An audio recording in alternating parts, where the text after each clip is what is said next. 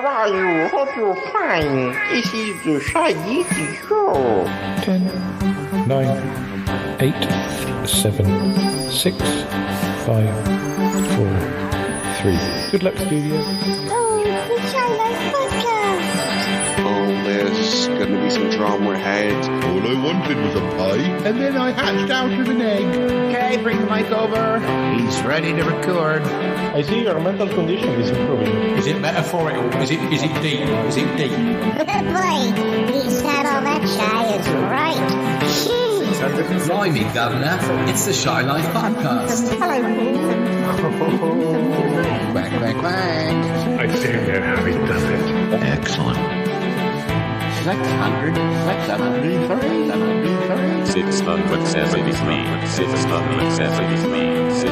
Bonjour et bienvenue au podcast The Shy Life. Hello and welcome to another episode of the Shy Life Podcast with me, Paul the Shy Yeti. How you doing? I'm alright. So what's this episode going to be about? Well, I think I probably mentioned this a while ago. It's another poetry episode.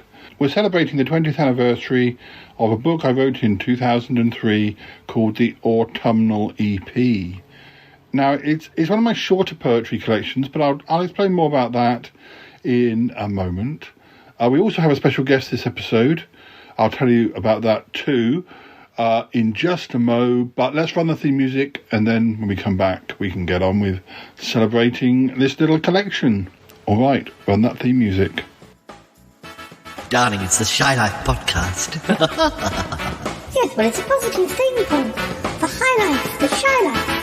I'll go anywhere for a potato. Delicious. Hello, campers. How are you? You quite like a big bang, don't you? Good gracious.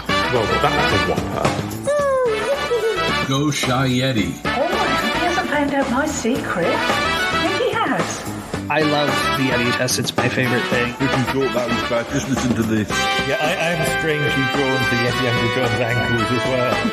I could eat my body weight in crisps every day. Has anyone seen my hot sausage? It's all green and you see it. Yum, yum, yum, yum, yum.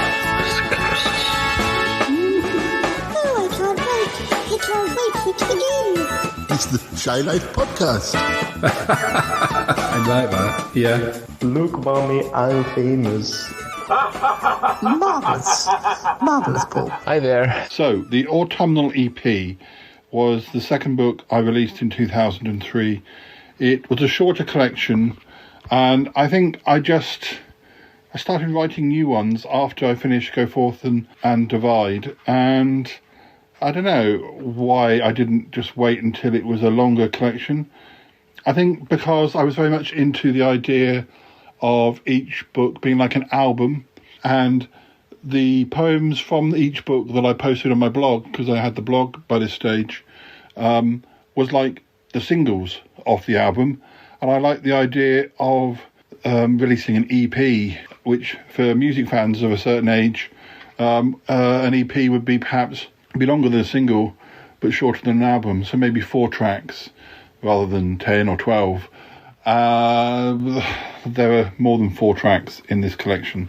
There were 1, 2, 3, 4, 5, 6, 7, 8, 9, 10, 11, 12, 13, 14, 15, 16, 17, 18, 19, 20, 21, 22, 23, 24, 25, 26, 27, 28, 29, 30, 31, 32, 33, 34, 35, 36, 30, about 37, whereas most of my collections have at least 50. So, you know, it's probably the length of most people's poetry collections, to be honest. So, before we get started, I just want to say that because this collection is shorter, it runs to 94 pages, or no, 96 pages. There's plenty going on in the collection. It's the usual setup where I've re-released this collection with photos and with an extended sort of behind-the-scenes aspect where not only do I have the original comments from 2003, I have updated comments from 2013 where I mention if I've performed certain poems from this collection. There's also stuff from the blog about gigs I've been doing around this time, more about gigs that I sort of did in 2013 for Go Forth and Divide, to be honest. But But so yeah, it's an extended book. The back cover says the Autumnal EP was published in late 2003, and it was Paul's 5th self-published collection and his 4th to include completely contemporary compositions. Long before he became Shy Yeti, he was just plain old Paul Chandler. What hasn't changed is that he always wrote daft verse. Until now, the Autumnal EP has only been available alongside its sister volume, Love Songs for the Bitter and Twisted, which was reissued in 2014, so we won't be talking about that one until next year. This is the first time it has stood alone. This version is a special 10th anniversary edition, obviously now we're on the 20th anniversary, containing photos and behind-the-scenes information about the book. This collection includes many poems that Paul still performs today, such as All the Rage, Animal Cruelty, The Ballad of Tiny Elvis, Blue-Eyed Lover, Green-Eyed Freak, How Can We Be Wrong, Sometimes I Just Wanna, and Worn Romantic, but many that he doesn't, so sit back and enjoy.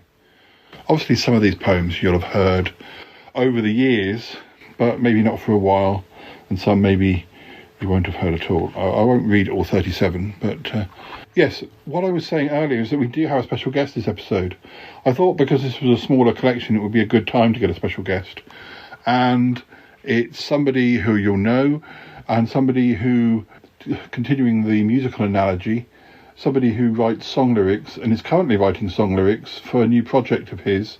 It's Muffley on tour, and Muffley's going to be here about halfway through the episode to discuss songwriting and lyrics and us sort of sharing experiences of, because obviously I'm a bit of a frustrated lyric writer. I find that lyrics often inspire me more than poems do, and we sort of talk about that, and also my recent experience of writing with Harry, where writing a poem wasn't quite right for the music. You couldn't write in quite the same way as you do. I wrote a poem and then we had to stretch it and change it to fit the music, and it was quite a different experience. But it does make me cross when somehow lyric writers are often inferred that, oh well, they're not poets, they're just writing lyrics for songs, like it's somehow less. And I think it's actually probably a lot harder. I mean, aside from all the snobbery you get about rhyming poetry in the first place from other poets, but anyway, not all the poems in this collection are rhyming poems. There are prose pieces as well, so I'll try and read you a bit of everything, and after we've read a few, we'll speak to Muffley. But let's just go through the titles of the poems in this collection. So we've got All the Rage, Animal Cruelty, Back Then, The Ballad of Shy Yeti, The Ballad of Tiny Elvis, Blue-Eyed Lover, Green-Eyed Freak, Call of the Mild, Claire Singing, Did Kojak Use Curlers, Directions of Attraction, Don't Change, Father Confessor My Hairdresser, The Fearsome Panther of the Monsell Trail, Firework, For a Weekend, Gone Some Time Now, How Can We Be Wrong, Love's 1 to 5, I Want You Now, No I Don't, Just How Much I Mean to You, Most Bizarre, My Lover Is Lost, The Next Big Thing, Nil Point, Ode to an Anorak, Pandora's Postbox, Power Dressing, Shaken Up, Sometimes I Just Wanna, Steal a Million, Telepathically Speaking, This Time It Was Me Who Done Wrong, Whispers of Song, Who Can Say, Why Aren't You Crying, Why Can't We, Worn Romantic, and then Tiny Elvis original version. As I say, going to the back of the book before we start on the poems, we've got all of the dates of when the poems were finished. Most of them were written in 2003. I think every single one was written in 2003. Some books I'd done previously, depending on what time of year they came out, some would be written the previous year and then the beginning of the next year. And sometimes I dig out one from the past, maybe update it. But in this case, they're all 2003, except there's some mention of the poem The Next Big Thing. There's some sort of rewrite from 2010. I'm not quite sure. We might come to that, we might not later on. So we've got stuff from behind the scenes. Each poem has a bit of information on what inspired it. And then I updated in 2013 when I performed these poems. So, for instance, Animal Cruelty was performed at a 2012 gig at the Poetry Cafe. It also appeared on because I forget about this, I did release a couple of albums, which I sold, I think they're still available, on Bandcamp, I think. I recorded Animal Cruelty for one of those albums. So there's all that sort of thing. Things I just wouldn't remember now. And a lot of these poems are triggered off by something or other, or a particular person, or a particular situation. Then we have some reprints from the blog about Junk Food and Roller Coaster, about shows I did for Junk Food, and there's even one or two poems that were on the blog from those collections. So you've got set lists. A lot of these things are probably more interesting to me than they might be to you, but it's nice to have them, because if you don't record them now, you never will. I did a show at the Poetry Cafe on Friday the 13th of September 2013. It was called Autumnal Creepiness. It'll be a scream with Shy Yeti & Co. Please come and help us celebrate the 10th anniversary of Mr. Yeti's The Autumnal EP. And we had John Smallshaw as our guest. So the poster for that appears at the back of the book, as does the poster for the Go Forth and Divide gig, which was on Friday the 19th of July 2013. And there's stuff from the blog about that, including every poem I read that night, and some of what John read, photos of John performing. John and I have probably been doing, I don't know when we started doing shows. We started doing shows because Callum's sister Julie was my manager for 6 months. She was working out whether she was going to be like an agent. She was thinking about being a theatrical agent, so she had a few people on her books, and she helped me a bit. She helped me with my website, and she helped me with some gigs. We did a charity show for an animal sanctuary, and that's when she introduced me to John, who then was involved in every show I did until I stopped doing shows about 3 or 4 years later. And so that was a good experience. I think he was a guest on an early show. She didn't decide to continue doing the theatrical agent things. Apparently I was her least demanding client. Most of her clients, she was arranging gigs for them, and they wanted more. They wanted to be performing at the Palladium. They didn't want to be performing on a cruise ship or in a working man's club. That was beneath them. Every show that they could possibly do, they were the new Sinatra. Whereas I was like, oh, a gig? Oh, what, with a guest? Well, I suppose so. Yeah, I was more. I was always a bit of I like to have control of my shows. I didn't like to be out of my comfort zone, really. I always read from a script or from I used to print out my poems and laminate them, and so they didn't look like a scrap of paper I was holding, or I'd read them from the book. But yeah, I did my shows for quite a few years, like 8 years or something, and it got more and more expensive hiring the venues, because except for one gig I did where I was asked to perform and paid, I did have one paid gig. I mean, I think I got some money, maybe only 20 quid, but I also got free booze. So yes, one of my shows I was paid for. Other shows I organised, I tended to give any money I made to charity, just because it was nice to be able to do that. Sometimes I would recoup my costs so that I wasn't at a loss, and then give what was left to the charity, or sometimes I'd just say sod it and give everything to the charity. But it just became a bit too expensive to do. And I'm glad I've got video of shows I did. I'm glad I've got audio of some of the shows I did, and I've been able to use that on YouTube and on the podcast. But so at the end of the book, there's also for some reason, 1 or 2 bits from a book coming soon. I'm not really sure why those are even in this book. One of them is a story about autumn. The other ones are just poems, that were from a later collection, possibly from a collection I'm going to be reading from around the time of my birthday. My collection, Not As Shy As I Was, for my 40th birthday. But so the first hand-printed version of this book came out in winter 2003, This anniversary edition came out in September 2013. So, yeah.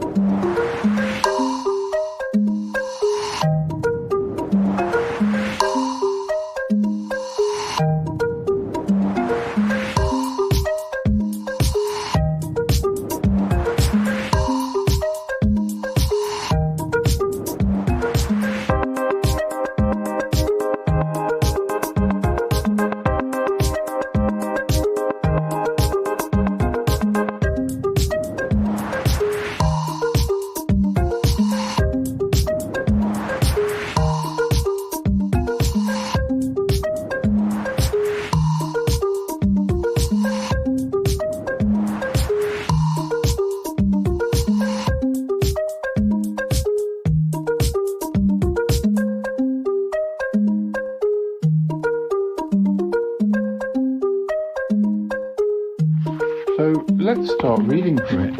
Let's see what comes up. Let's read All the Rage. We lead the way, we're all the rage, from here to Timbuktu, working wonders on your love life, replace the old with something new. We light the torch, we're all the rage, they cannot get enough. 1 week in furry knickers, next sunbathing in the buff. Hey, don't you know it's all the rage to tango polka dot? Just be careful if you do, for trodden toes won't be forgot. Oh, can't you tell it's just the biz to dance and shout and sing? Though I sadly have no rhythm, so alas, it's not my thing. Well, don't you know it's quite the style to wear your hair so wide? 16-metre pigtails have just turned the fashion tide. You're lagging back, you're so last week, you're really rather trad. You have far too sleek a figure and insist on wearing plaid. In style, the business, all the rage. Trendsetters here and now. Flaunt with misadventure, banish every sacred cow. Hey, just you wait, we'll be all the rage. We'll lead the way ahead. Be seen for what we're really worth. If not today, then when we're dead. These things you see are all the rage, though not for very long. 1 minute oh so right indeed, the next so very wrong. This is Animal Cruelty. Would you like to alarm a llama? Would you care to poke a pig? Or perhaps kneecap a kangaroo, though their feet are rather big? Want to trifle with a tiger, pea-shoot a swan or two, or dunk a drunken donkey in a pile of steaming poo? Maybe pluck spines from a hedgehog, charge them money for return, leave a lion scared and naked, crown jewels covered by a fern. Could try cussing at a cart horse, or bitch slap a buffalo. Don't knock it till you've tried it, 'cause you simply wouldn't know. Make a lamb feel quite uncomfortable by shouting out, mint sauce! Tease an owl with cryptic crosswords or old episodes of Morse. Move some noisy foreign tourist to a quiet mouse's hole. Steal a bear's prize pot of honey. Put a sheepdog on the dole. Would it make you very merry just to see a young calf die? Would you lure it home by mooing next it's in your cottage pie? Cause a tantrum with a terrapin, laughing rudely in its face? Keep reminding Mr. Hare about how the tortoise won that race. Slam dance a salamander. Send some stink bombs down the farm. I can see you gaily chortle at the thought of causing harm. So before you torture Easter bunnies, I will tell you now, please don't. You may find it rather funny, but the beasties surely won't. Back then. This is an autobiographical one. I see the one I was back then, barely 18 and in love with my best friend. I see the one I was, clutching a rucksack, shyly, bashful, having counted the minutes all week, all possible enjoyment tinged with the knowledge of how it will end. The days have now surely run their course. Time to go. I see the one I was, forcing laughter, although my heart was aching.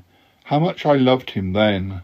It must have been obvious to people from the looks I gave him, my foolish crush, like some bright, overripe light bulb illuminated above my head, like a billboard lit up and announcing to all the world how I felt. My yearning felt like suffocation itself back then. I still remember it, recall the train pulling in as it does now, again today. I can recall waving goodbye with a smile that soon crumpled. I can remember uselessly fighting back tears. The feelings seemed so real, and I guess, in a way, they were. I certainly felt something, happiness and then hurt back then. Things got better, but first they got much worse. It took me 5 years to really begin to shine again. I see the one I was. I remember it all as I passed once again through that station. Will I ever disembark at that same platform without remembering? Perhaps, but for now, my shell has yet to harden to that time so long ago. Back then, for today it still feels like only yesterday. Yes, that's... I was very much one of those people who has crushes on people that they probably can't ever be with. And except in this case, I had a terrible crush on somebody for 1 or 2 years, and then something did happen for about 3 or 4 months, and then it stopped happening. And in fact, the friendship was never the same. And it was all due to lack of communication, really. A lot of it on their part, not telling me that they weren't happy or comfortable or really that interested in me. There were probably a number of reasons. I'm probably being a bit hard on them, but because I was the one who was left in a strange city, university, without them, even as a friend, it did hit me very hard and put me off people or dating or anything like that for quite a while, which is where Sutton Park came in and saved the day. But yeah, that poem was about going through that station. I remember travelling somewhere with Callum years later, and I pulled into that station, and it sort of reminded me how, like 10 years before, whatever, I'd come to that station to see the guy, and yeah, it was really horrible. Being in love when you're like that age can be really horrible. Some people are like running around having so much fun and enjoying themselves, but not everyone is a sensitive soul, and perhaps, you know, I know plenty of people who just had such a great time, and well, they never speak about heartbreaks or sadness or anything at that age. It's just moving on to the next one, maybe, although maybe they're just not being honest or telling the full story. I don't know. And there were plenty of people who went through the same as I did, but yeah, it's horrible. Even when I thought things were good, I was really sad when I wasn't with him, and wanting to be with him and just being with him once a week. I'd travel all the way to where he worked to meet him for lunch, like once a week or something as well, so I'd see him. And I don't think he really wanted that, really. I don't think... yeah, I have a tendency to choose the wrong person, but there we go. There's a poem here called The Ballad of Shy Yeti. I think I needed to write a poem because I was definitely using Shy Yeti by 2003. But I don't think it's my best one, so I don't think I'll read it today. I will read The Ballad of Tiny Elvis. I won't read the original version because it wasn't... I think the original one is happier. I can't remember. Where does it finish? I think there's a difference between what happens. Yeah, it's has less of a tragic ending than the original, but to me it feels like it's unfinished. So I'll read the version that was published here. I think Tiny Elvis is a character in a film, maybe. I might have found out where. Apparently Tiny Elvis is a character from a Saturday Night Live sketch from 1992. But Callum called one of the girls in the library where I worked when I first met him Tiny Elvis because she was quite short. When I found out where Tiny Elvis came from, I thought, well, Saturday Night Live never really got shown in the UK, unless they did on satellite TV or something. But he said that somebody, a friend of his from college, was always going on about Tiny Elvis, so presumably had seen the sketch and found it funny and kept going on about it, and that's why it was in Callum's head. These things are very strange, these connections. The Ballad of Tiny Elvis. She was tiny, tiny Elvis, quite as tiddly as a bee. Down there, standing on the pavement, up your trouser leg could see. She was little, she was weeny. She had tried to grow but failed. Could be blown away by breezes and very often was inhaled. If got chased by horny beetles, Tiny Elvis fought them off. In the winter, if she caught a cold, she would get an ickle cough. She was diddy, small like freckles, she no bigger than a mite. On the back of a mosquito, Tiny Elvis took a flight.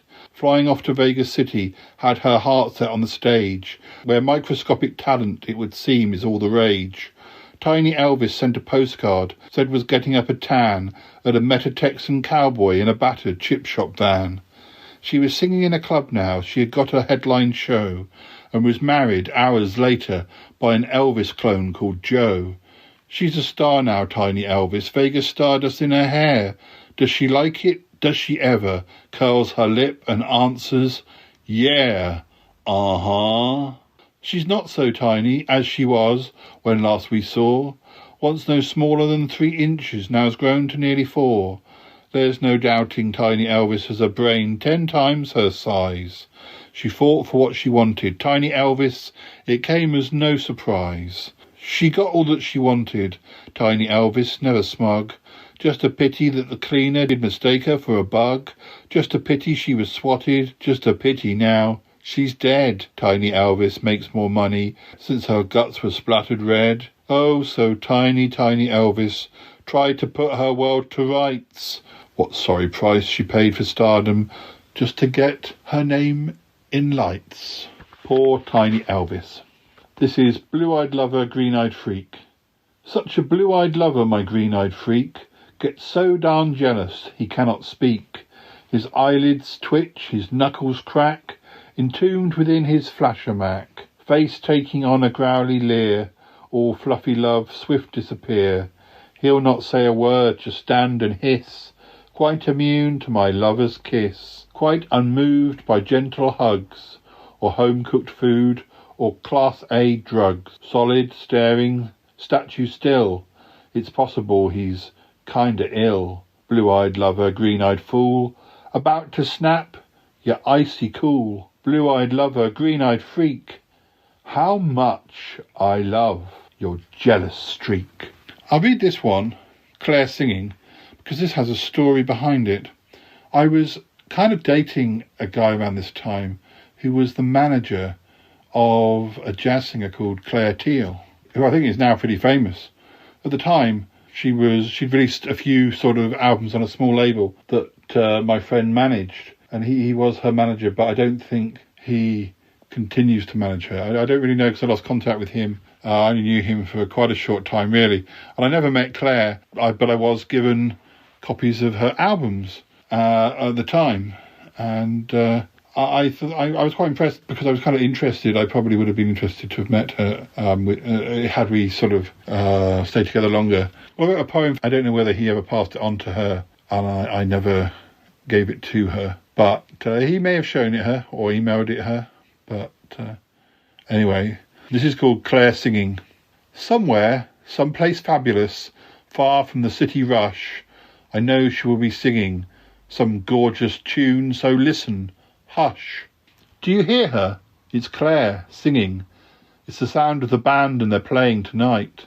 There's a hustle and a bustle all around this town today. There is always hustle bustle, but you know, I feel okay. Cocooned within my iPod world, I'm simply blocking out the sound, the noise of passing chaos and the rumbling underground. There's a sweet voice which I carry in my head, a voice that calls, one that conjures up the summer and the sound of waterfalls. In my mind, the band is playing some alluring, soothing song. So despite that hustle bustle, I know nothing can go wrong. It's the sound of Claire singing. It's the sound of the jazz band that's playing so right. There's busyness that's building, a traffic hum that grows and grows, but I'm lying with my eyes shut as if time it simply froze. Cast my mind into eternity, let melody wash through.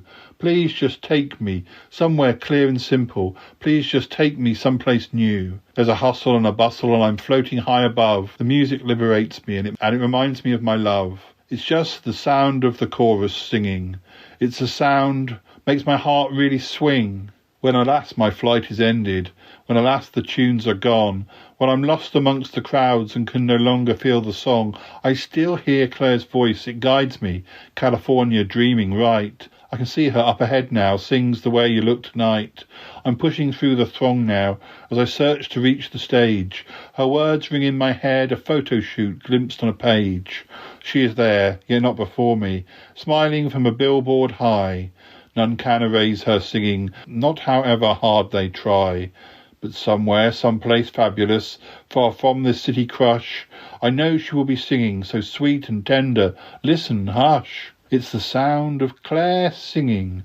It's the sound of her band. Play Forever Tonight.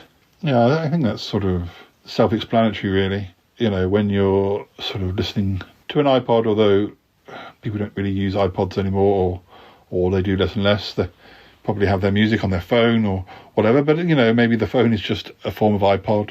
And, you're encased in music. You're just going through your routine, your commute, travelling about, and then you're just completely transported by the music. And that's what I was trying to convey there, I think.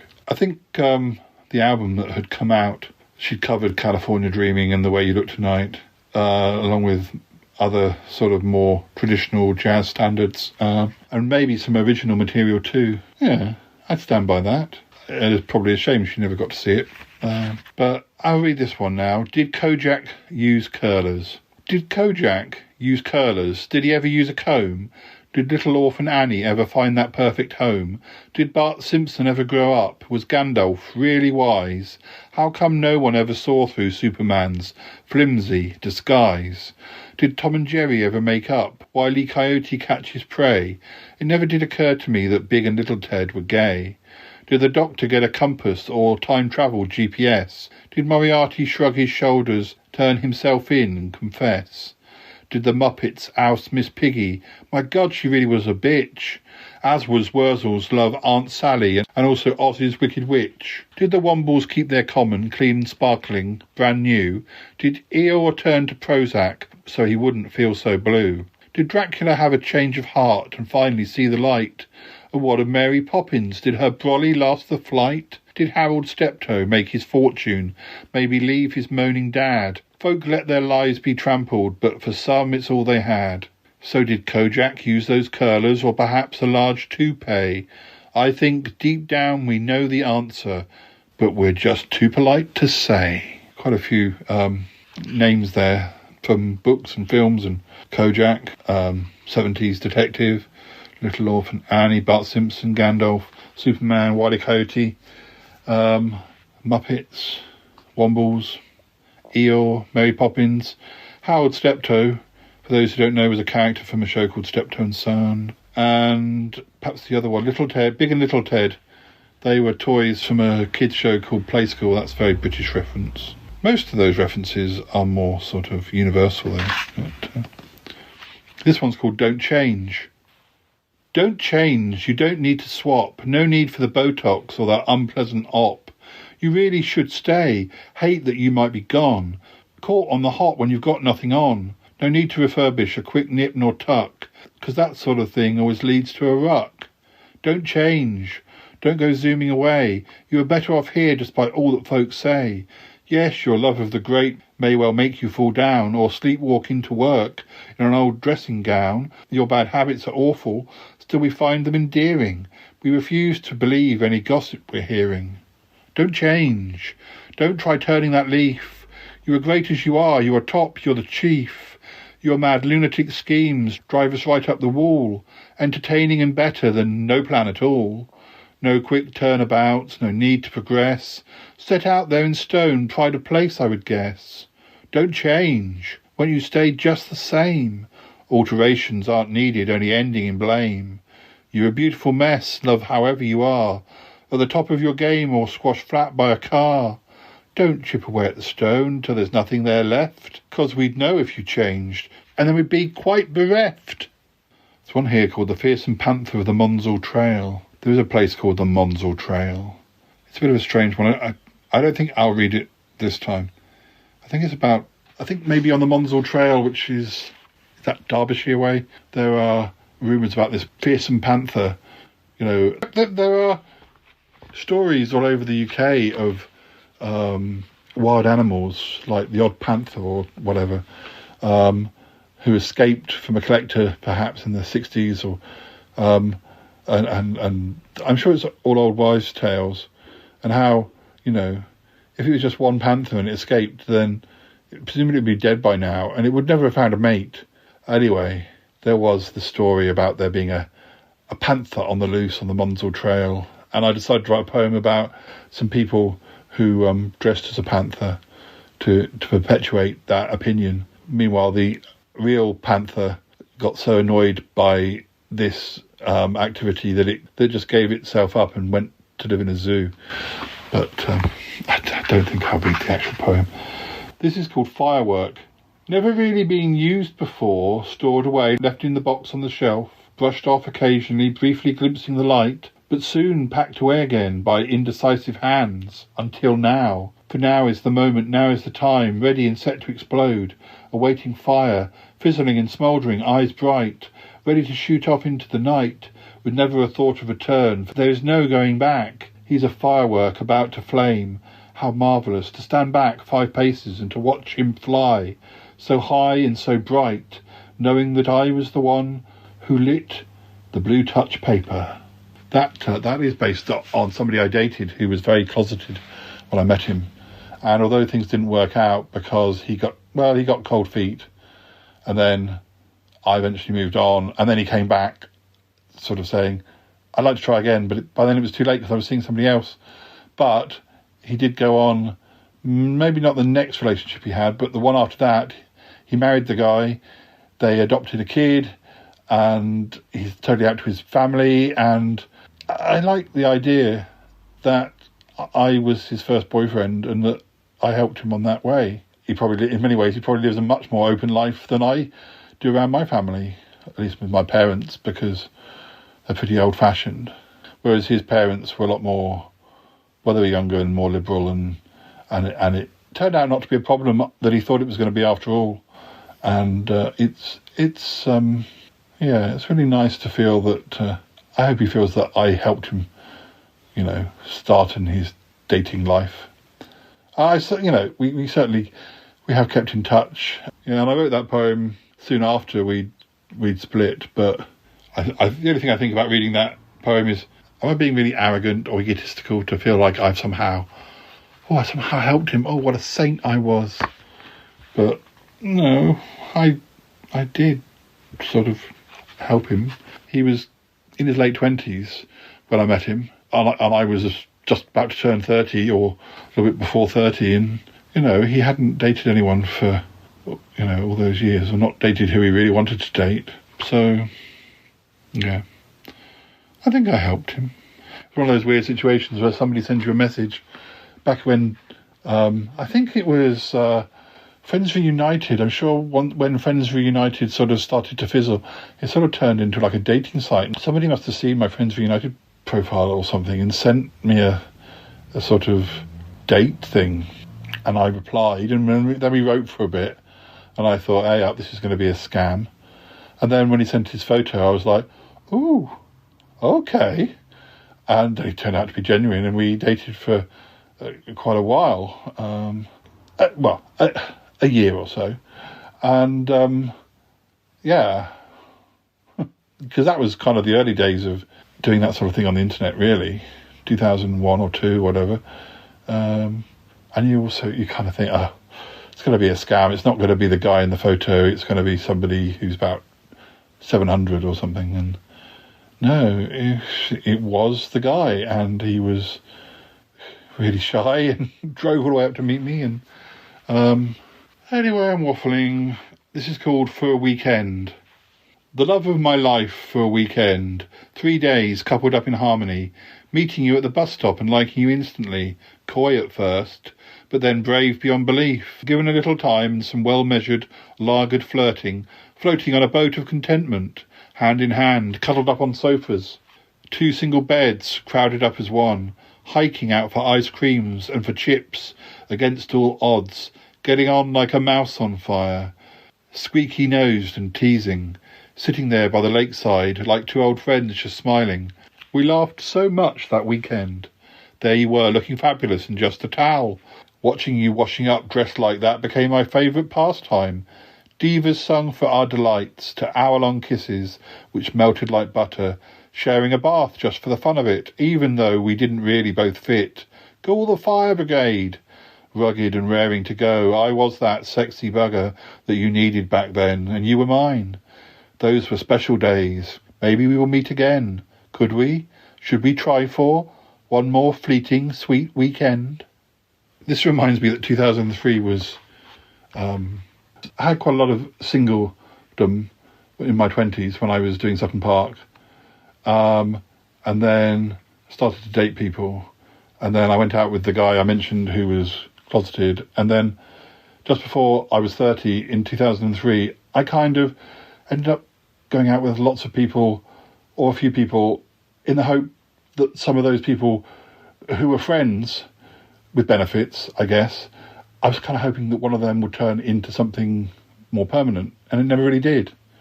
And the guy in this poem, in For a Weekend, was, I can't remember how it came up. I was going to the Lake District, and I don't know if my plans changed. Possibly it changed because I stopped going out with the closeted guy. And I kind of said, well, if you want to come for a weekend. And we were friends on a site called, I think, Out Everywhere. I think that's where we met. I'm still Facebook friends with him to this day. But we had this weekend, and it was perfect. And we got on so well, and it was so funny. And it was really nice. And I'd have gone out with him like a shot. I mean, he lived up north, but so did my closeted boyfriend. I was happy to travel. I didn't have to have partners just down the road. I was quite happy to travel. I mean, I eventually married somebody who lived in LA and dated them for 3 years, 2 or 3 years. So, yeah, distance has never been a problem. And, yeah, the guy in this poem, I would definitely have met again. But it never happened. I think we did meet for a drink, and when Callum and I happened to visit his hometown many years later. But yeah, don't know, it was just a moment, sort of a weekend, and it was unrepeatable, I suppose. But I still think of it as very fondly. I'm not very good at remembering things from the past. I think it's nice to have that poem because I must have written it around that time, and I think if I didn't have the poem I wouldn't remember the details. I would associate the guy with, oh, that was a lovely weekend, but I couldn't have told you anything about it. And really the only thing I can tell you about it is what comes from that poem. I know the line about getting on like a mouse on fire. I think that was like one of us tripped over our words and said something like, oh, we're getting on like a house on fire, but said mouse by mistake. And I tried to encompass bits in the poem. I guess that's more of a prose piece. It's nice because it was just a moment, a few days, a couple of days. Now, I'll read one more and then we'll have our guest. This is called Gone Some Time Now. This is... I wrote a poem when my great aunt died in 2001 called Waves, and this was sort of a couple of years down the line. And I don't think it's probably not as good as Waves, but I just wanted to write about how I was feeling about the fact that 2 years later she was still gone. It's gone some time now. You've been gone some time now, all the things you've missed. How many babies would you have kissed? How many fates would you have run, making fruitcake baked by the ton? You'd have burnt the leaves and swept the yard, from behind net curtains kept your guard.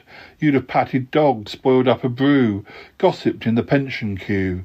You'd have talked to Maud if she'd been around, bought her sweeties £half, chomped them till melted away, gone off to church intent to pray. So many hymns you could have sung. Think back to days when you were young. Ladies' outings on the Blue Rinse bus, to garden centres, cream teas a plus. Though you've gone, we say, she'd have liked it here. In quiet moments, still shed a tear. You've been gone some time now. No more games of whist, nor prib, nor rummy. You're bloody missed. Right. It's time to speak to Muffley now about songwriting, writing lyrics, poems, well, all sorts of things. And when we come back, we'll read some more from the Autumnal EP. Enjoy our chat.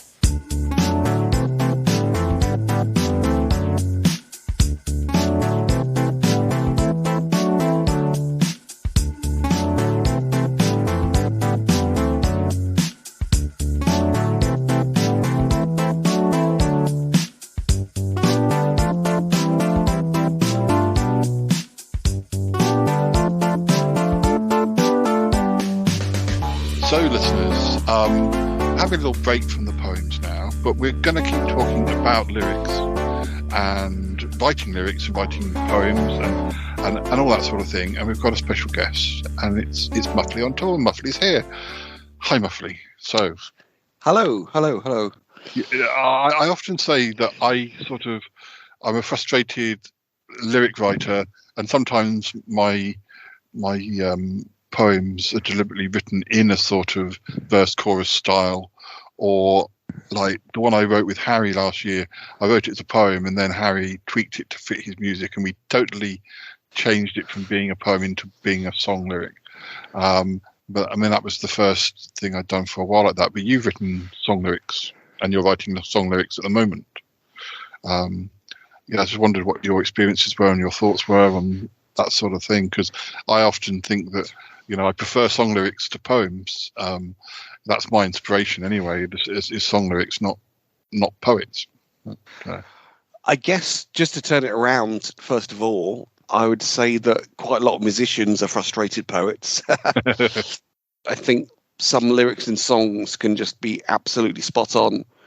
And I think poetry is seen as this like sort of side issue, a bit maybe sort of flowery and a bit sort of English lit. But at the end of the day, people listen to music all the time, and they're listening to poetry, if you think about it. Yeah, I used to, sometimes when I do my poetry shows, I take a favourite song lyric, like a Kink song, or even things like that. There was a Katy Perry song where I thought the lyrics were actually very Noel Coward-ish, and so I read them. It was about her being at a party, and last Friday night, I think it's called, and I read it in a Noel Coward sounding voice, and it just sounded like I'd been to a marvellous party, but from the 2019s or from the 2020 teens. I mean, someone, a music critic, being slightly sneery, described Queen as being Led Zeppelin fronted by Noel Coward. And if you listen to certain sort of Freddie songs, Freddie lyrics, where it's like lazing on a Sunday afternoon and you're my best friend, or no, that's a John Deacon one, sorry. But definitely sort of the Freddie lyrics, you can see that like there is that kind of sort of Noel Coward kind of sort of thing going on. And I'll touch on this, and I'll sort of tread delicately. A band that I think we both grew up with is the Smiths. Now, obviously, I want to tread lightly on sort of what's happened to their lead singer since, but Morris's lyrics are very interesting. And one thing I would say, I watched a video of Johnny Marr playing just the guitar to a Smith song. I can't remember which one it was. Like this, it might have been This Charming Man, for example. The classic sort of intro and stuff. And it's great guitar work and stuff. But when you play it on its own, it's just like, yeah, very nice, but it is the lyrics that sort of make the song. Yeah. And one thing I've learned from being, quote unquote, a musician for nigh on 35 years is that sort of you can sort of have all the musical chops, but you need to have the lyrics that are going to sort of elevate a song to make it sort of something better. I mean, I was saying recently to somebody, a song without lyrics, or good lyrics, shall I say, is a bit like having a house without a roof, So, yeah. Yeah, so, I mean, when it comes to Morrissey, I remember people saying when I was... somebody criticised me for not being depressed. I was thinking, why are you listening to the Smiths who are not depressed?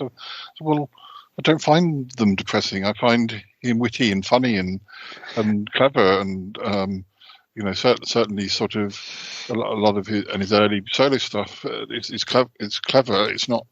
It may be dark, humoured. Well, I'll be cheeky here, and I don't mean to refer this to anybody we know, but in terms of podcasts, we hate it when our friends become successful. Great tag, great melody, and off you go. Like the song writes itself. Yeah. Certain people I know from around the same time as well is along the same.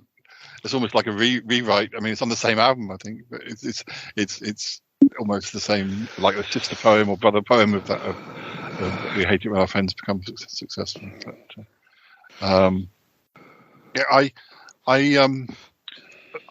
one of the reasons I stopped doing poetry as much is that I felt that I'd sort of slipped into a very similar structure.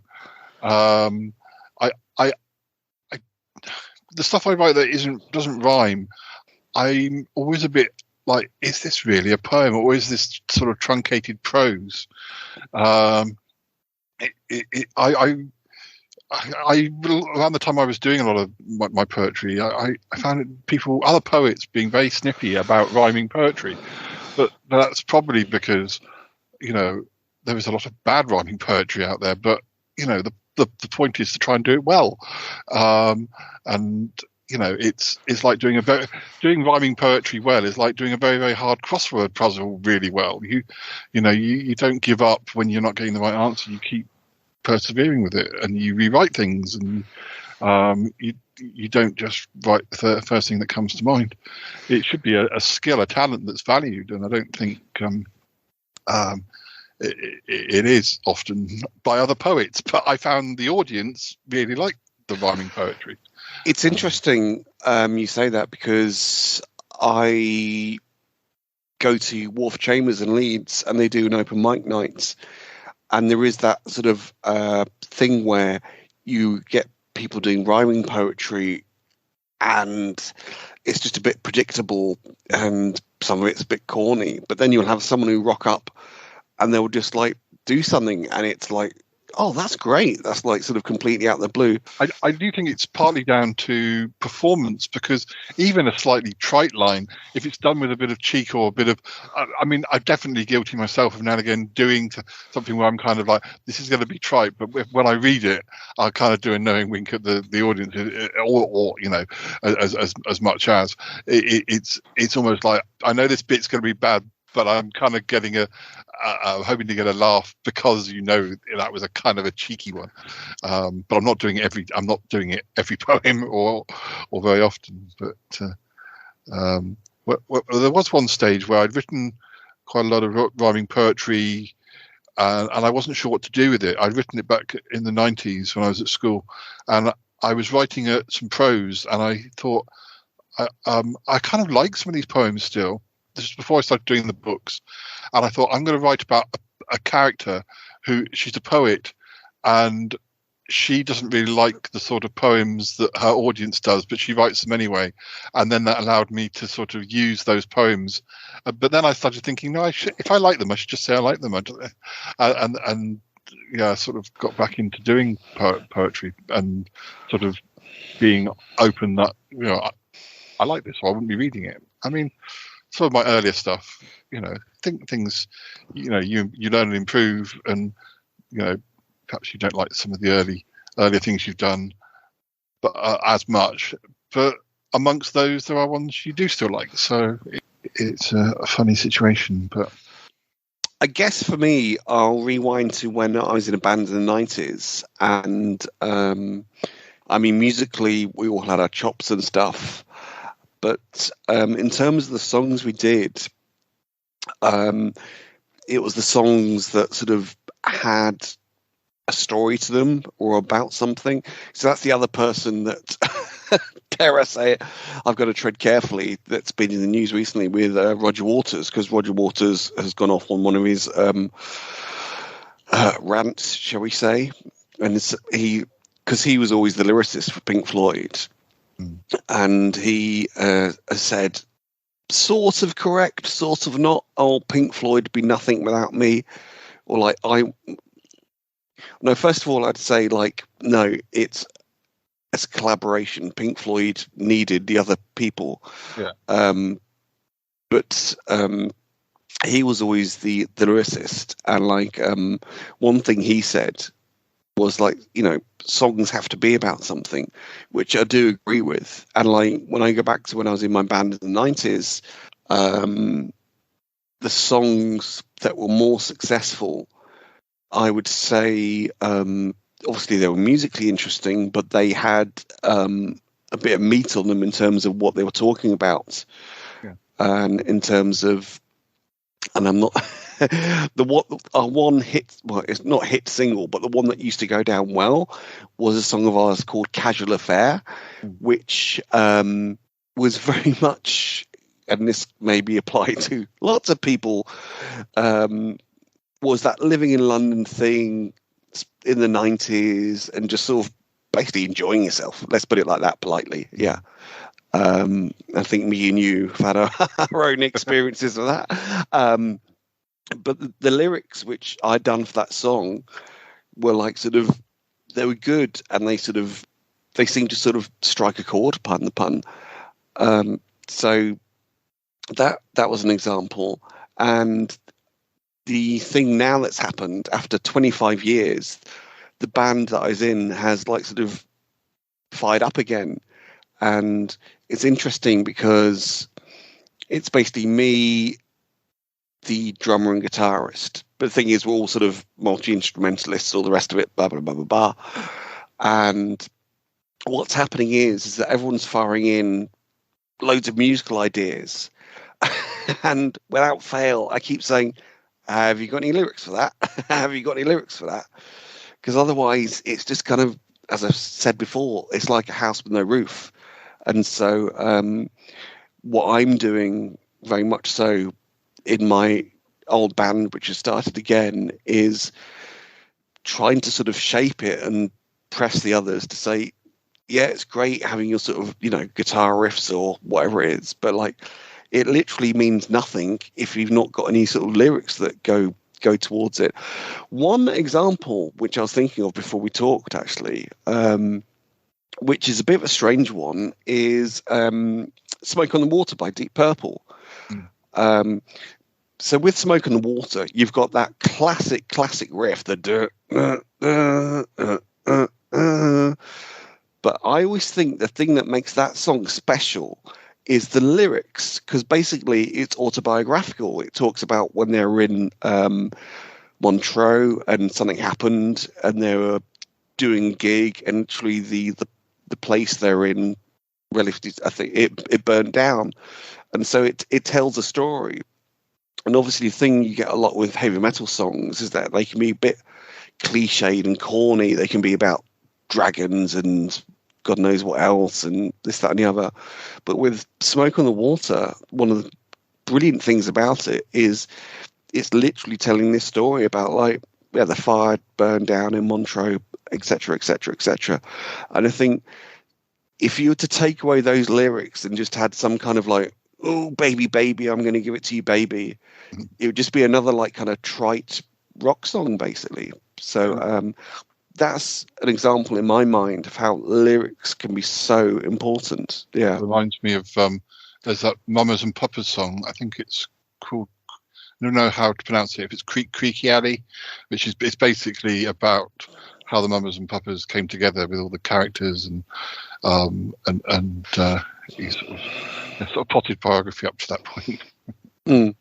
Yeah, one of the things that I found as I was sort of beginning to say, I felt that I was falling into very similar patterns of verse. Like the structure was very similar. Obviously, the way I did it with Harry, I'd written the poem, but to fit it with the music he'd written, we had to totally restructure it, which probably was a good thing for it. But I do think that if I'm going to do more poetry, I may try something that I've tried once or twice before, where to get myself writing in a different pattern, I've taken lyrics of a song and I've sort of written my own stuff over, but using their pattern. Sure, yeah, absolutely, yeah. Like I did a very silly poem, which became one of my end of, like the thing I would do at the end of the show. I did I Will Eat Pies, which was using the rhyming pattern of I Will Survive, even to the point where each line ended with the same rhyme. Well, not the same word, but the same. And you could have sung it to I Will Survive had you wanted to, and I was encouraged to do that once, only once. but that got me writing in a different rhyming pattern. I don't know. when you've written lyrics, has the music always existed, or which way round do you write? Have you written? I would say it's changed now. Previously, it was the music, and then it would be like, I've got to fit some lyrics into this. Partially just with age and experience, it's turning more to the lyrics. That like, I've got a song that I'm working on at the moment, and I've got a bit of a riff. It sounds a bit 10cc, a bit Steely Dan. It's a bit of a shuffle thing going on. And I think the main thing for me now is like hooks, or like if you can get like a couplet which like draws you in. So like this song is a bit like, and I think many of the listeners may appreciate this, is the thing about sort of, and I hate to use the word geeky because that always has negative connotations. I think, it's a positive thing to be. So like, I just had this thing when I was writing this like sort of boogie thing that was going on, and I came out with I've never been a pool hall hustler, never dated the prom hall queen. So it's a bit American, it sounds like it could be out of Back to the Future. But sort of with that, sort of those two lines, you can sort of jump off on that and sort of go with things. And it basically sort of the tone of the song is, I might not be like sort of, in the first team at football or whatever, but I found my own place, and not everybody needs to be sort of like amazing at sports, or as we all know from various conversations with Troby, Martin and Warren and stuff, I go into work and like everyone talks about football, not so much now because I don't go into work that much. And like it used to be on Monday morning, did you see the match last night? It's like, no, I didn't, because football isn't the be all and end all of my life. So like, why would I do that? And it's that's the theme. As I say, it goes back to that. It's being about something. It's like, I might not sort of be into the same things that you do or whatever, but like I'm doing my own thing, and as far as I'm concerned, that's fine. So it's very much, I think also after I'd been in my band, which was like a group of close friends from Cambridge in the sort of 90s, and then we went our separate ways, and then the drummer was in another band which split up, but him and the main writer decided to do another band, and they got me in. And that guy was very much more of a sort of poet stroke lyricist, and it made me think more about lyrics, which was good. He kind of thought, don't sort of skip on sort of the words. Although interestingly, like the thing that I ended up finding frustrating was like I found musically it was a bit sort of restrictive. So it is finding that balance very much so. The other problem I have is that because of my interests in horror or sci-fi or weird stuff, a lot of my poems stroke songs, I can't imagine writing like a sort of straight love song, for instance. There's going to be some twist or some heartache or some bad bit or some strange bit. It's kind of, I mean, when I was a teenager, all of my stuff was weird. And when I came back to it in the noughties, I was able to bring relationship stuff in, but it wasn't always happy, or it wasn't necessarily always me. It might be, but it was probably some feelings I'd had and then whacked up to the max. So, somebody being upset by the end of a relationship, it would probably turn out to be some sort of killer or stalker or someone really extreme.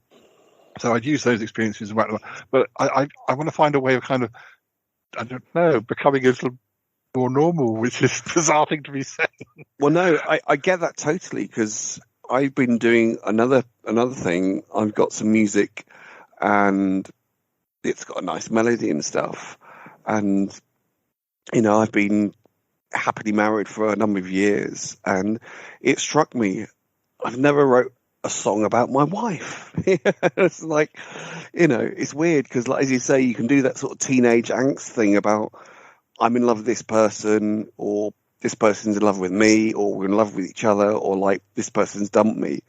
But the irony is, I'm here in this situation now in my dotage, and I've not actually wrote a song about my wife and how lovely she is. So like, and as you say, it's like, actually that's quite hard because like, you know, I mean, what I'm sort of going with the song is very much the kind of like, she loves me to bits, and the main reason she loves me to bits is that she puts up with all my sort of, you know, little sort of, you know, sort of weird sort of habits and things and stuff. Yeah. Yeah, I mean, the song that I wrote with Harry, which will be out by the time this comes out, just to remind the listeners, it was about a couple and one dominating the conversation and kind of saying, almost saying, you're kind of lucky that we're together. You're kind of lucky, you know. I might even allow you, you know, I might even agree to marry you if you'll help fund my university degree. And then finally the other character gets to speak. And there's a twist that person has already poisoned that other person's tea, and there's not going to be any future. So yeah, not a normal relationship poem, more of a murder ballad, but fun to write. But yeah, a little bit off the tracks. And I don't think I've written anything quite on that line. I still felt, yeah, it's still very much you, but I wrote so much. I'm kind of waiting to think, well, I want to write something differently. I also want, maybe subject-wise differently, and I also want to write different structures, use different structures a bit more. But, yeah. One thing I do with lyrics is sometimes I do what I call meta songs, and I'll literally just draw up a list of subjects, and it takes me back to one of my English teachers at school, and it could just be a random list of subjects. So, for example, winemaker's dinner dance. Which was the highlight of my parents' year. They didn't tend to go out much, but they went to the winemaker's dinner dance, and I'd like, oh right, let's think sort of about that. And it wouldn't be like my parents went to the winemaker. It'd be like, we're going out. It's a sort of, you know, make it ambiguous and stuff. I mean, that's the other thing I do with my lyrics. Try to make it ambiguous. Like one of the ones I've done a while back was, I had a song called Your New Best Friend, and primarily it was that I had a situation where when I was in London, I used to knock about with a guy, a friend of mine, and we were like thick as thieves, always going down the pub together, you always going to like the Astoria to club nights and this, that and the other and stuff. Then he got a girlfriend, and it's like, oh, right, I'm on my own now. What am I going to do now? And like, yeah, he's got his new best friend kind of thing. And so it was applying to a friendship, but it also can apply to like, you've been seeing someone and they're in a new relationship. Oh, that's your new best friend kind of thing. Yeah. Now, unfortunately, in terms of music and melody, you're like this actually. When I was working on it, and I was coming up, right, let's have a banging chorus for this. It turned out that the chorus I had was basically USA for Africa's We Are the World. Your new best friend, da, da, da. You know, do you remember? Yeah. It's like, all right, I need to change that and stuff. So that's an example where I had the lyrics, but then the music wasn't there in place. So there you go. I did one about getting back. I think it was a true life experience around the time when you had Friends Reunited before Facebook and stuff, and I did connect with a school friend who I've been very close with. I discovered that a few years down the line, I didn't actually think I really wanted to be friends with him. Now I knew So I kind of reconnected, and then realised after a few instances of trying to do creative things with him and realising that it was all about him, like you go and see him in a play, but he wouldn't come to a poetry gig. It was like I'm clearly the star in this. It was a bit of a sort of, I'm thinking I'm engaged. I might even invite you to the wedding. Oh, thanks, cheers. So I kind of wrote a poem about sort of almost wanting to tiptoe backwards out of a reconnected friendship, but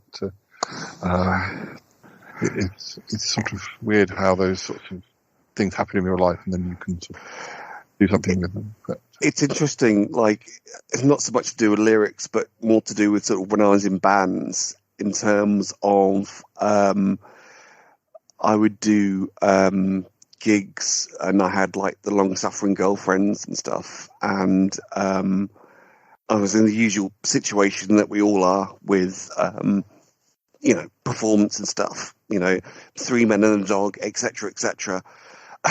And like, it got to a point where the only way my girlfriend would come and see me is if I like bought her dinner beforehand. It's sort of sounds a bit that sort of thing. I think probably inspired that song with Harry. You think things like where somebody sort of, you almost feel like, you're supposed to be privileged to be, in a relationship or friends with this person. Like, they somehow think they're better than you for some reason, and you never even thought that was, you never even thought of it like that. But I'll just touch upon that, actually. That person in particular, in fact, when she was at uni, she was out with a guy that sort of went completely full on kind of, I'm an artist, I'm a musician, and basically she was very sort of battle damaged, so we say.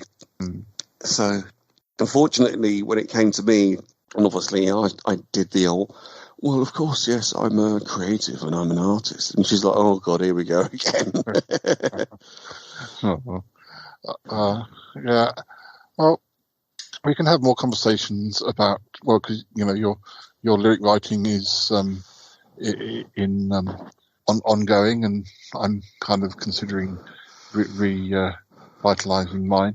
The one thing I was going to say before we move back to the rest of me talking about my particular poetry book that this episode's about is Harry, obviously, along with yourself, contributes a lot of instrumentals for the show, but a lot of his songs, I've sung one or two of them for him, and but there are most of his songs, most of the instrumentals do have lyrics, and which is quite nice to see, because Harry was never really a writer when we were at school. He was a mathematician, and so it's not only the musical side that's nice to see, which I think he used to play guitar and things, but it's nice to see him do something with that. But it's also very nice to see that he's doing lyrics, even if occasionally he'll say, I'm not sure about this line, and it's nice that he respects that I've done a lot of poetry, and he'll ask my advice. And he's actually doing a songwriting course with Marcella Detroit at the moment, and he's a big fan of Shakespeare's Sister and Her. And she wanted them to bring lyrics to one of the workshops, and he sort of said, "What do you think, this one or this one?"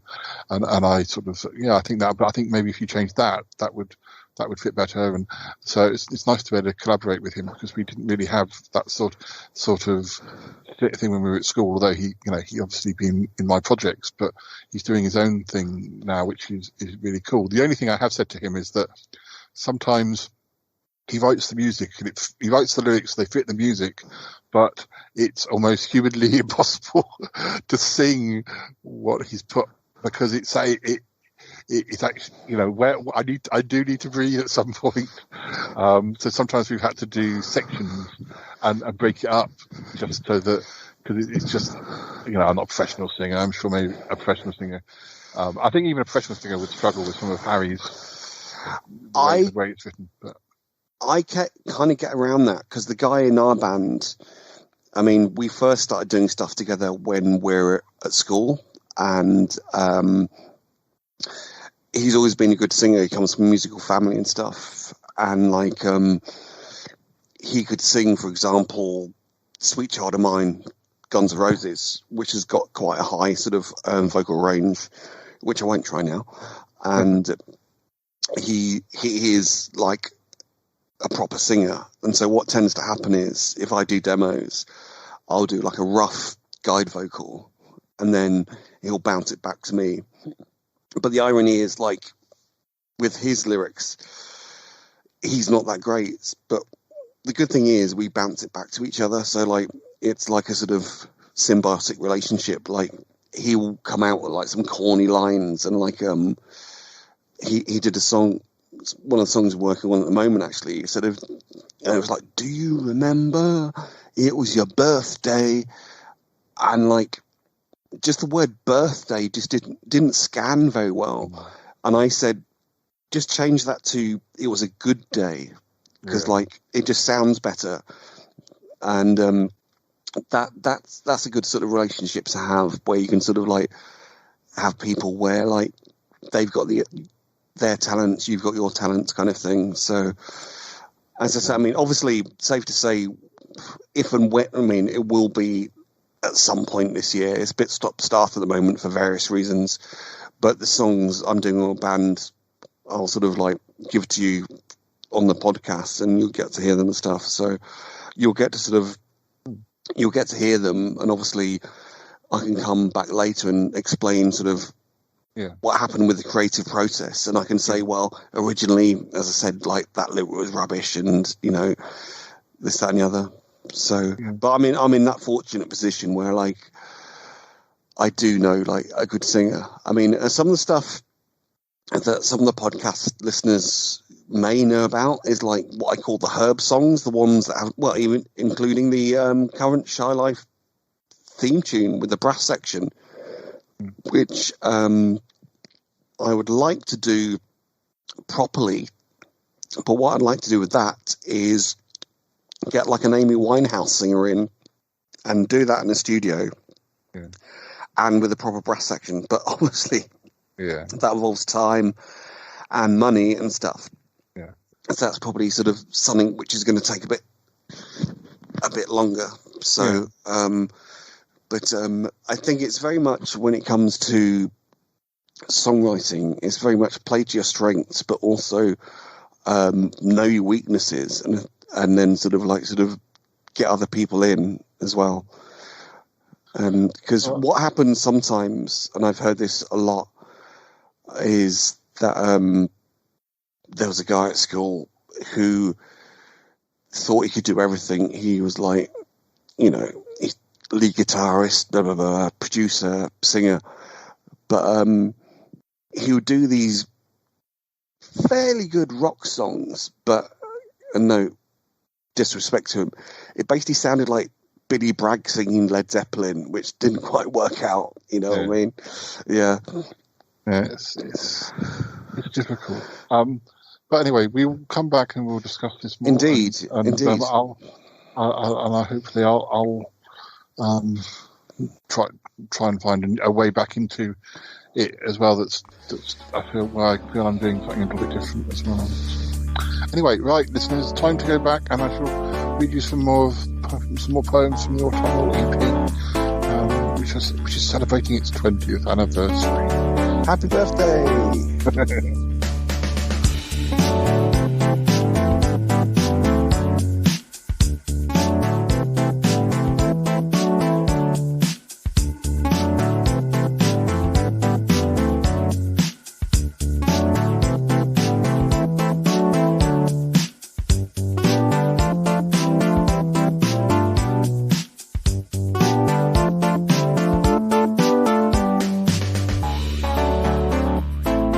Enjoyed that chat.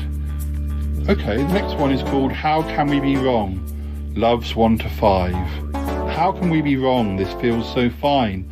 I can't believe that you are mine. I can't believe that you want me. Pleased to have my front door key. You're my anchor when all hope is gone. My life, my breath, my own true one. How can we be wrong? This feels so good. I'd love to date you if I could. So gaily breaking every vow. If you've got the time, let's do it now. I'd love to wine and dine and woo. You're so unique, love number 2. How can we be wrong? This feels so right. I'd love to see you every night. Should I throw all caution to the breeze? Have my cake and eat it, please? I'd love to take you round to tea. Introduce you as love number 3. How can we be wrong? This feels correct. A growing harem for effect. Let's just say damn, forget the rest. Together in our heart-shaped nest. Let's frolic naked by the shore. My only love is number 4. How can we be wrong? This feels exact. Before my life there something lacked. For you I'd climb a shallow hill, but squashing flies would make me ill. Your love light shines, oh man alive. Don't change your bulb, love number 5. How can we be wrong? This feels so fab. With so much choice and flesh to grab. I'd serenade your name in rhyme. I'd love to, but there's just no time. I've got a call. I must be gone. Helter-skelter home to love number 1. This is called I Want You Now. No, I don't. I want you now, scrub that I don't. I'll give my life, next week I won't. I'm quite unsure just what I need. Opinions change and change with speed. I want you to drop everything. Commitment? No, it's just a fling. I want you now, please leave the queue. I need someone, it's just not you. Perhaps we'll marry, please get divorced. Sometimes this love feels kind of forced. I want first choice hot men to see, to buy me stuff whene'er I'm free. I want you now. Hell, let's postpone. I've changed my mind, stay on my own. What do I want? My love, I'm charmed. But 6 months in, though, I'm quite alarmed. I want my freedom, best stay single. Too much choice, I'd rather mingle. I want you now, where have you been? All of my life, you don't seem keen. Ha! Turn me down, that's not allowed. Your head must be up in the cloud. I want you now. Oh, scrub that, screw you. You won't have me, one of the few. This is just how much I mean to you. You shouldn't need reminding just how much I mean to you. You're adrift on dangerous waters like a ship without its crew. You're a horse without a rider, and despite your frantic pace, without me to swiftly guide you, you've no chance to win the race. Like a farm stall without produce, like a sunset lost in haze, I'm the spectacles you're wearing, giving clarity of gaze. Do you need me to remind you just how important I can be? I'm your extra speedy car ride when you've got the urge to flee. I'm your safe house when you're frightened, when you need a place to rest. Without me you'd be so bitter, citrus fruit without the zest. I'm your final destination. I'm the ground on which you camped. I'm the answer to your questions, your annual pass as yet unstamped. By now you'll be reminded just how big a deal I am. You're the beauty, I'm the brains behind our horrid fiendish scam. If not for me you'd be washed out. If not for me your life would crawl. You don't quite seem to realise, for you have not returned my call. You're a book without a cover, you're a home without a roof. You seem to think you'll outdo me, but then you never show the proof. So you choose now not to notice just how much I really mean. I pretended that I liked you, but no, I really wasn't keen. There'll be others, and you know it, because I made you all you are. But with me not there to guide you, I cannot see you going far. Or just you see if I am bothered, or just go back from whence you came, 'cause with me you'd hit the jackpot, and now you've lost your final game. Those three are all kind of about rather horrible people who think that they are God's gift and can just muck people around and pick them up and drop them, and yeah. This one could be a response, perhaps, to it's very melodramatic, over-dramatic, but it could be a response to one of the nasty people from one of the previous poems. This is called My Lover is Lost. My lover was killed on the road, crushed to death in a terrible crash, only left with my memories and 10 pence in hard cash. My lover was killed in a high-speed chase. I tell them like that so I do not lose face. My lover was torched by the flame, cremated away in a fiery blaze. He saved a woman with child. He was lost in the haze. My lover is now just a charcoal remain. I tell them like that so they see I'm in pain. My lover was stolen away, never returned from a trip out to sea, gobbled up on Loch Ness by a man-eating bee. My lover is food to the fish. I tell them like that 'cause it sounds kind of swish. My lover was kidnapped to space, taken away in a teleport tube by 2 alien fiends with an old Rubik's Cube. My lover's out there, starry blue. I tell them like that, but I know it's not true. I say that my lover has gone, make it sound really glam, never dull. Can't just say I was left in the lurch by my world-weary ex for some slapper from Hull. I have to string them a tale, tell a lie, to believe it myself until I learn not to cry. My ex-lover has breathed his last breath. I took my revenge, let him sample my scorn. Guess I nagged him to death while he sobbed on the lawn. My ex-lover's no more, kaput gone. When I told the police, well, my grin must have shone. My ex-lover was bludgeoned. I must have cracked with the strain. Perhaps I taught him a lesson. Now he'll not do it again. Oh, blimey. There's one here called Nilpois, which I don't think I'll read. Because it's, around this time, probably 2003, there was a British entry of the Eurovision Song Contest, and they didn't get any points. They got nil points. They sang out of tune on the night, or one of them did, or both of them did. I can't remember the full details. Probably says in the back the details. Let's see, nil points. Tick, tick, tick. Oh, here we go. Nil points. Gemini scored nil points, no points in the 2003 Eurovision Song Contest. I won't read that one, but I will read this one. Ode to an Anorak. When I first saw this one, I thought this was the poem I wrote for Nick and Ali for their wedding, but it's not. I wrote a poem called Something Old, Something New, which I used for my best man speech for Nick's wedding. I don't know if I read that one when we did Go Forth and Divide, but this wasn't exactly a sequel, but it was about fans of sci-fi. Anyway, here's Ode to an Anorak. She gave an ultimatum. She said he must buck up. She was tired of his nerdy ways. And that bloody Star Wars cup. She was at the point of breaking, couldn't stand his love of Trek. She simply couldn't bear Blake 7. It made her feel a nervous wreck. She felt annoyed by his obsession with pretty Princess Leia's hair, and she oft mistook the Wookiee for a world-weary Yogi Bear. She was sick of his compulsions, watching sci-fi show by show. She told him quite implicitly, "One of us will have to go. You must choose or I am leaving. There's no room for all your stuff. Time to throw your toys away. Yes, enough is just enough. Either keep your old mementos, your childish tat, or else keep me. Make your decision quickly now. So which one is it going to be?" He nodded at her meekly. He agreed she had a say. Suddenly put his Whovids into boxes to all be sold or thrown away. One last glance at all his autographs from cult conventions down the years, bid farewell to his Ewok pyjamas, and found himself fighting back the tears. He shambled off then down the garden, out there to his old tool shed. No more police box coloured, he must paint it brown instead. Back inside he packed his memories, then sadly hid them all away. He really didn't want to leave them, but she'd made it clear they could not stay.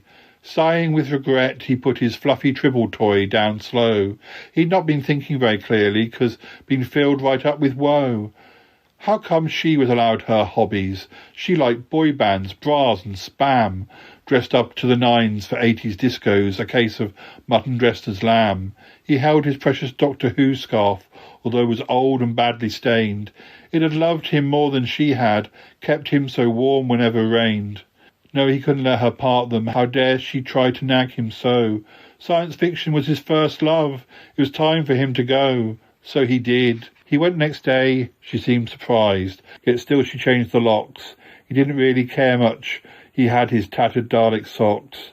Well, now he's very, very happy. Found a love who likes him fine, almost as much as they both adore Space 1999.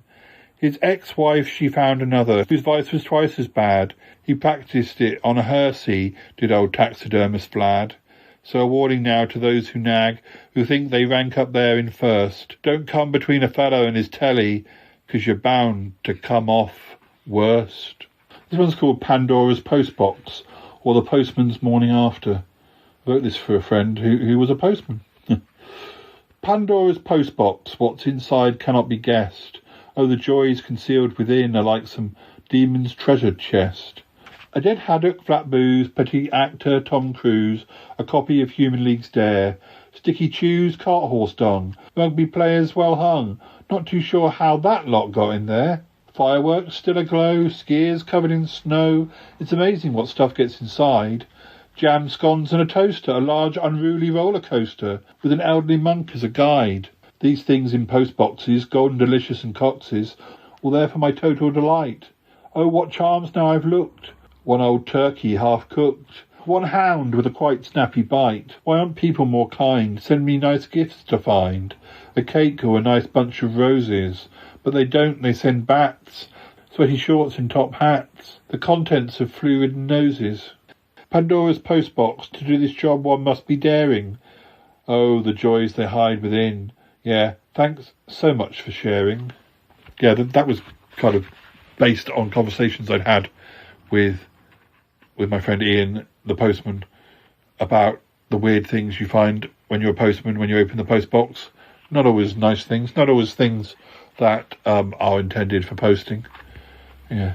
This one was called Shaken Up. Shaken up, such an art form, cocktail master with the skill. Shake them up, the contents swishing.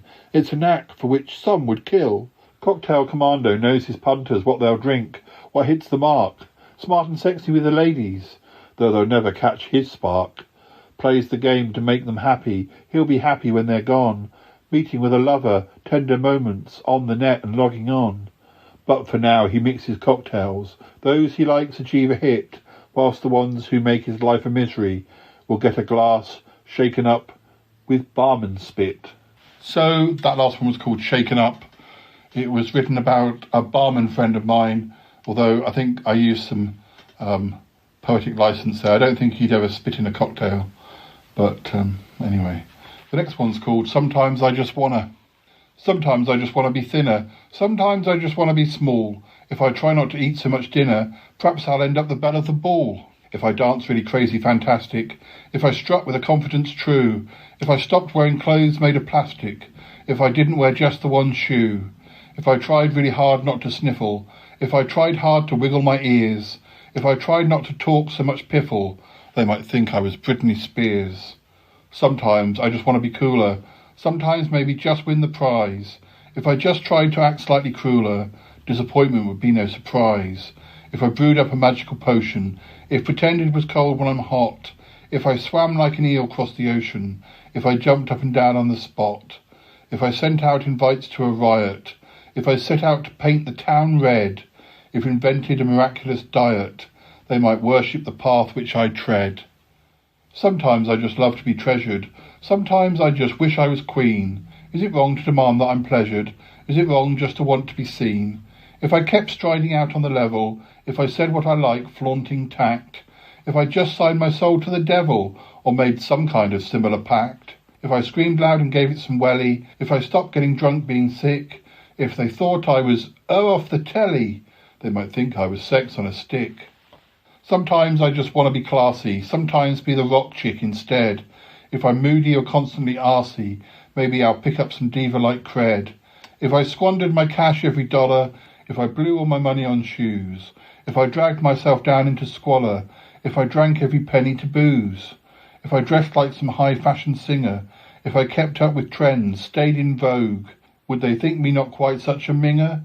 Would they think I was Kylie Minogue? This one's called This Time It Was Me Who Done Wrong.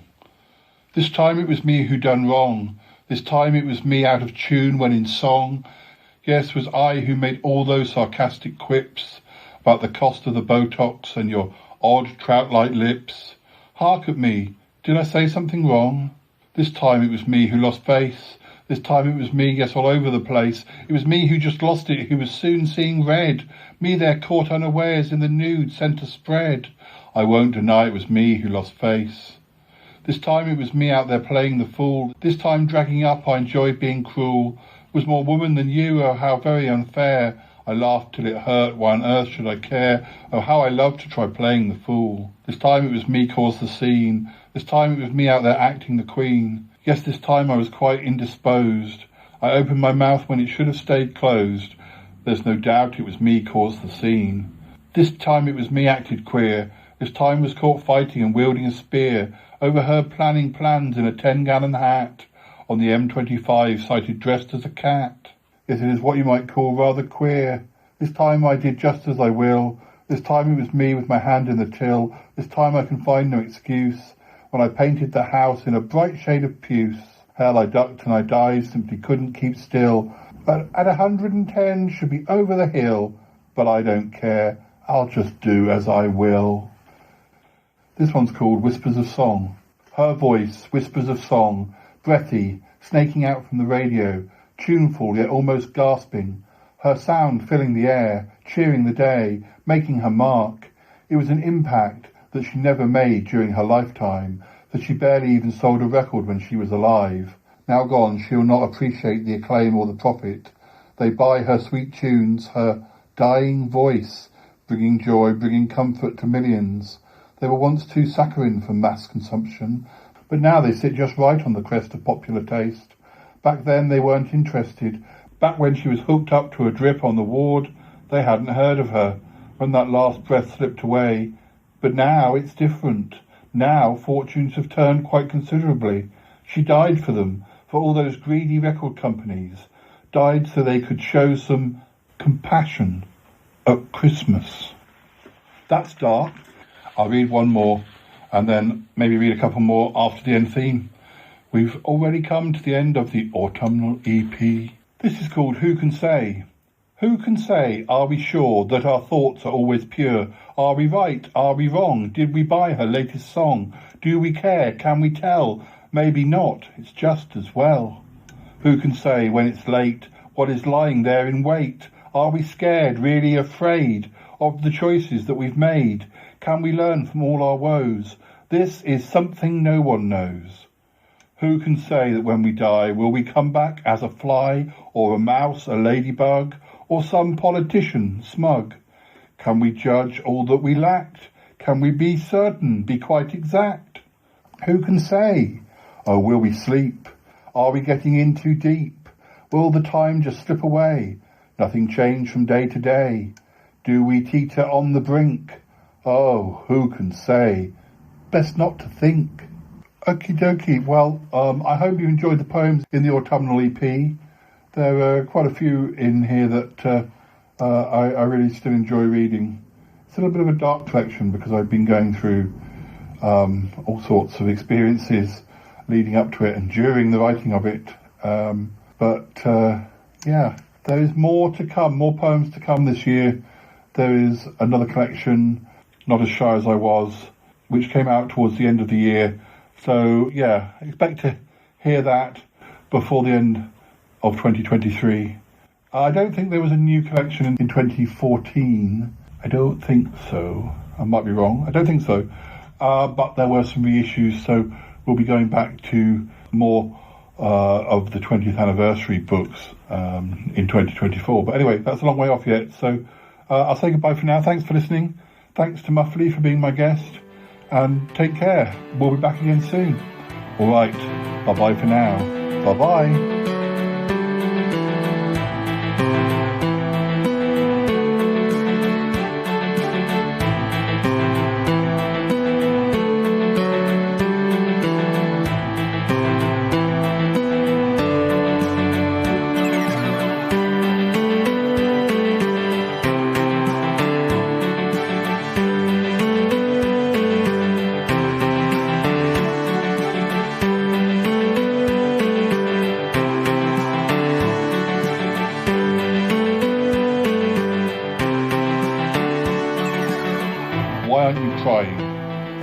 Another sad one. Why aren't you crying? Why aren't you sobbing out loud? Though causing such pain isn't something I'm proud. I just feel you should suffer since I dealt you that blow. I want you to beg me, then at least I will know that you cared just a little, that our time meant one jot. I'm beginning to think now that perhaps it did not. Why aren't you screaming? Why aren't you pounding my door? You should be a gibbering wreck. Isn't that what breakups are for? You should be pleading for mercy, keen to soon reunite. I really don't like your silence. I've been expecting a fight. Yes, I expected some battle, fisticuffs deep in mud. All I hear is my heartbeat. It's such a sickening thud. Well, why aren't you bawling? Why don't you show me your stress? Why don't you feel just like I do about this crumbling mess? I can't bear that I'm hurting. I can't bear it's just me. Why the fuck aren't you crying? I only wanted to see that you were shattered and tattered and ruined by this. Did it mean not a thing? Are you taking the piss? Why aren't you crying? Why the hell don't you ring? What the hell are you doing? Did I not mean a thing? I bet you found someone else in my place. Hold away with a new love with that loved up look on your face. Well, be a bastard. I'm not bothered. See me doing the same. I'm not crying. You watch me. Two can play at your game. So why aren't you crying? So why don't you cry? Now our love light is dead and you're no longer my guy. Well, as you can tell, that's about those times when you break up with somebody, kind of maybe not meaning to, or kind of not meaning it to be permanent, and their reaction is a shrug and a sort of, yep, okay, and you're kind of expecting, aren't you upset? Don't you want to get... And there's no consultation. You've made the decision, you made the first move. The game of relationships didn't go the way that you thought it was going to go. But anyway, I can hear the theme music. I think we have one more. I think that's kind of sad too. Oh dear. I gotta go now. Bye. Gotta go. Bye.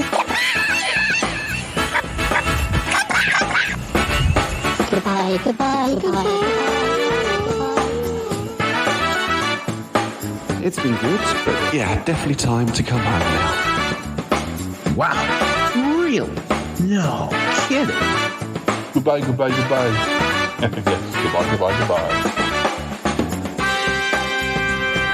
This show is part of the Pride 48 network.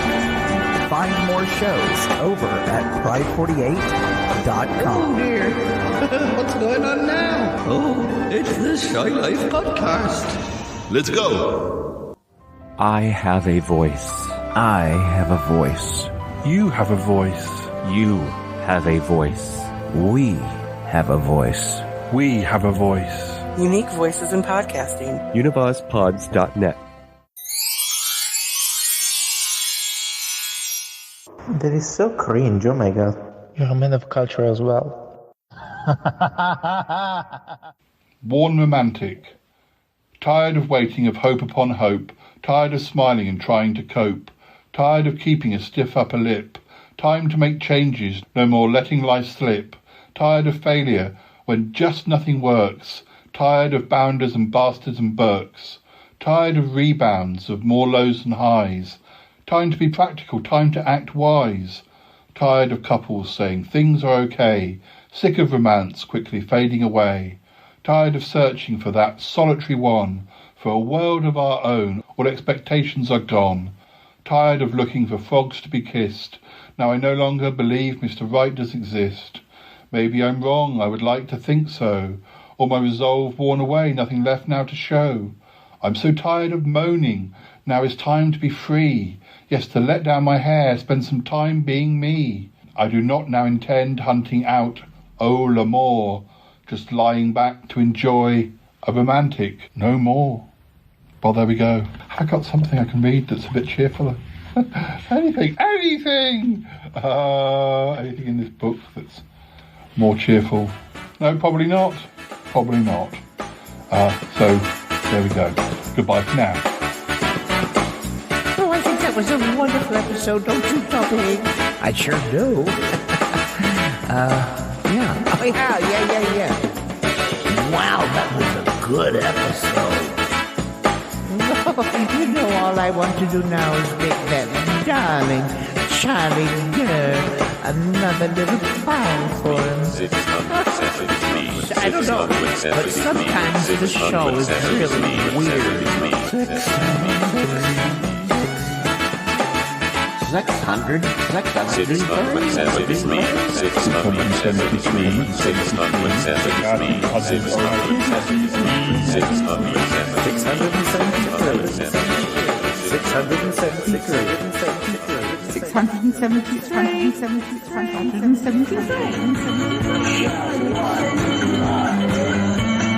Just the weirdest thing I've ever heard. Et voilà.